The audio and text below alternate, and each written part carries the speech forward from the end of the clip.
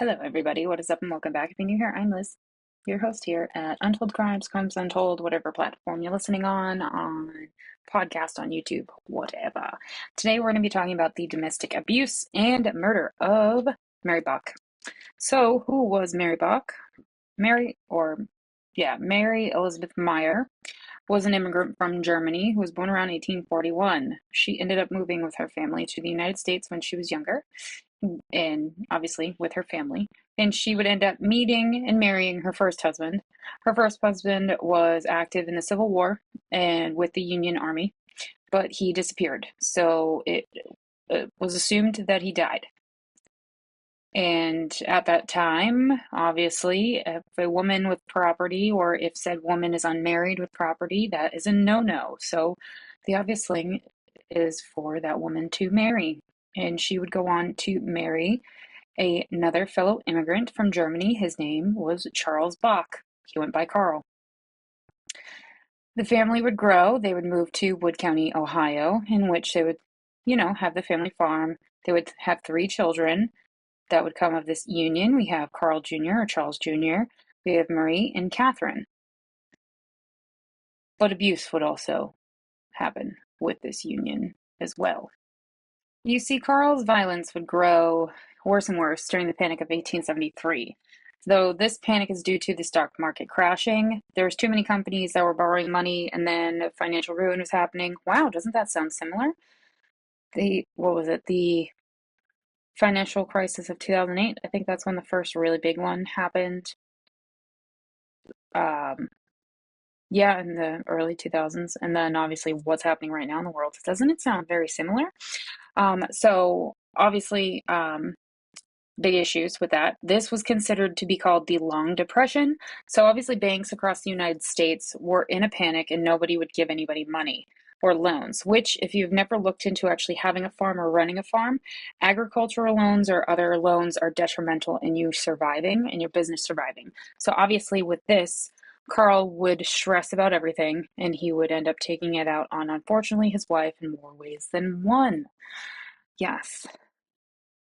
So they were married for about 15 years until that is when Mary kicked Carl out of their home and she got what was called a peace warrant. This is similar to that of a restraining order back in this time, and this happened in 1881. Carl was very public about what he wanted to do to his wife. He announced that he wanted to harm her in public, and he would end up killing her that same year, which is unfortunate. Very unfortunate. And obviously speaking, all domestic violence cases can differ, but the abundance of violence that she went through would come out during his trial. So you see, let's kind of talk about what happened that day. So following everything with the peace warrant that she got against her husband, and in which he was only held in custody for 18 days following his arrest in the early fall of 1881 after Mary got the authorities involved. Um, this peace warrant banished him from their farm, but it wouldn't stop him. He attempted to come home anyway. She locked him out of the house. He had to sleep in the barn. That's what she wanted, and then she tried to get a divorce from her husband. Well, back on October 10th of 1881, Carl didn't care. He went into the house and he started arguing with Mary. He then would leave the house briefly. He got what is called a corn knife, and he then proceeded to go back into the home and he stabbed his wife 41 times. Within this assault against his wife, it severed 3 of her fingers off of her hand. Remember this key fact, please, because it is cool, horrifying, and gross all at the same time. What I'm going to tell you what happens with these fingers. So some of the investigators that were called to the scene following the murder thought that her fingers were cut off when she raised her hand trying to defend herself. Thankfully, Carl turned himself in the following morning, so on October 11th. And it's within the primary stages of investigating the crime scene that's when her fingers and the knife were also collected as well. It's also believed that their oldest child, Carl Jr., saw his dad kill his mom, which is also very unfortunate. So obviously, Carl's gone to the police station or to the sheriff and he turned himself in. He then was tried for murder. Everything that was collected or on the records of the trial talk about the defense, how it argued that Carl only intended to hurt her. He didn't want to kill her, but his actions were brought on because she was a bad wife. That was his defense. Unfortunately, he testified, and so did their son, Carl Jr. Carl Jr. confirmed, stating that he did indeed see his dad kill his mom. Carl was found guilty, and following his guilty verdict, they said there was issues with having an improper jury selection. So it prompted having a retrial. He was retried. He was once again convicted of first-degree murder or of murder, and he would be executed via hanging, which would take place in Wood County. He was executed on October 12th of 1883. So 2 years and 2 days following the murder of his wife, he was executed in Wood County. His noose was also displayed at Wood County Courthouse, along with the cord knife that he used against his wife and her 3 fingers that were severed. They were also on display as well. I told you it was a little gross. That's what I mean. So a little bit more into the trial. Carl would testify and he tried to justify his actions, his treatment of his wife, saying that he basically, when he said that she wasn't a good wife, that she didn't live up to the expectations that she said she would. He referred to his wife as being a lazy cow and had her mouth was loose. Like she talked said whatever she wanted to at any time, which is quite ironic. Um, Quite ironic because you'd think this is this woman's second marriage. Obviously, her first one ended because her husband went missing, possibly dead. You're the one that's known to go around town abusing your wife. Interesting. Also, the response to her murder ignored Mary completely, like public response to this murder. And they focused on her husband and the trauma that these children possibly went through with experiencing their father kill their mother, which obviously is going to be a thing.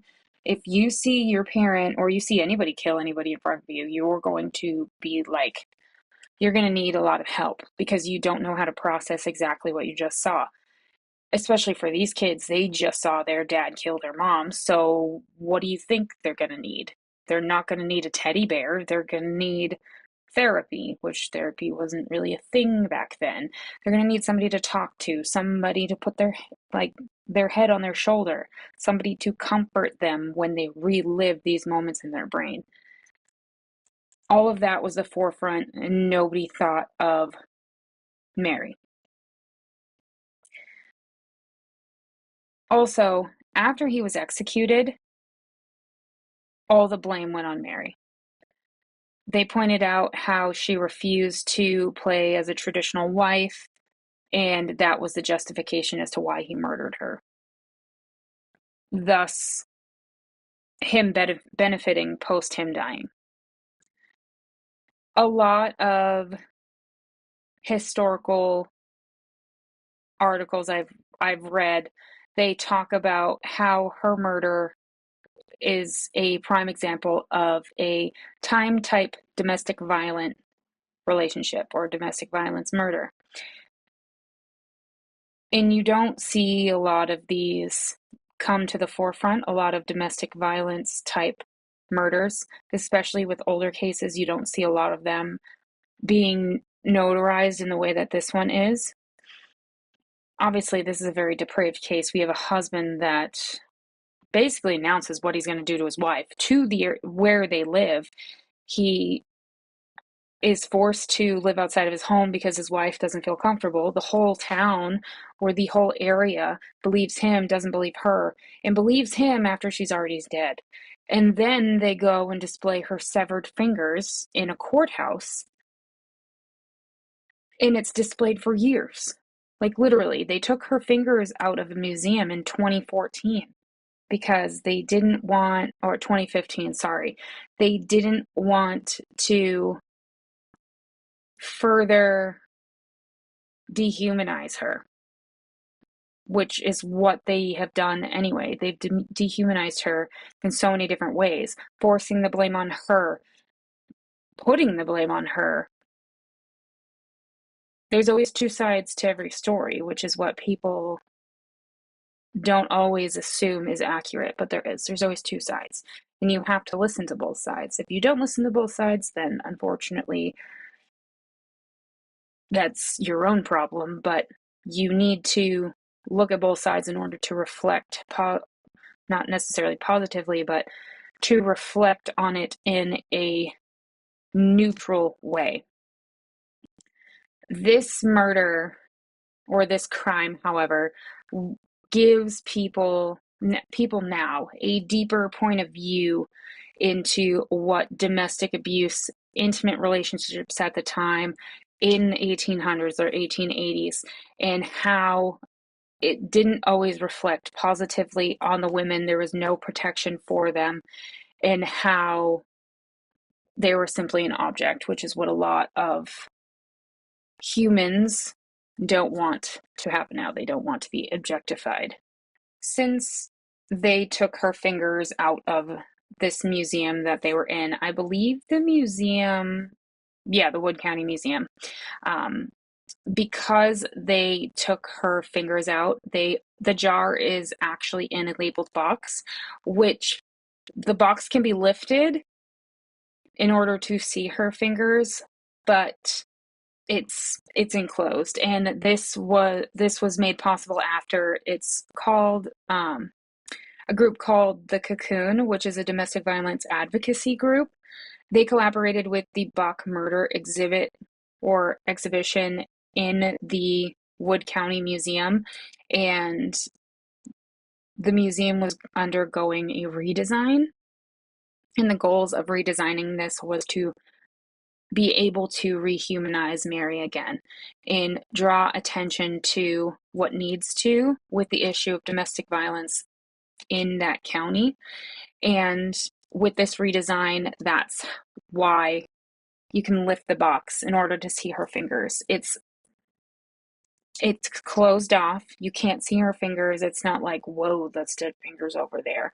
It's a way to give her privacy, even though she has been dead since 1881.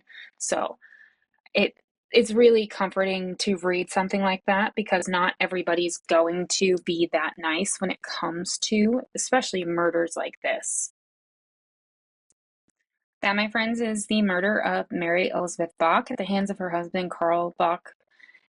I hope you guys learned something from this. This is short, sweet, and to the point, but I will have another video coming out that will be on another older crime that will be going up on my Untold Crimes channel, my why can't I speak today? My Untold Crimes podcast over on Spotify. So be on the lookout for that, and I'll see you in the next one. Bye, guys.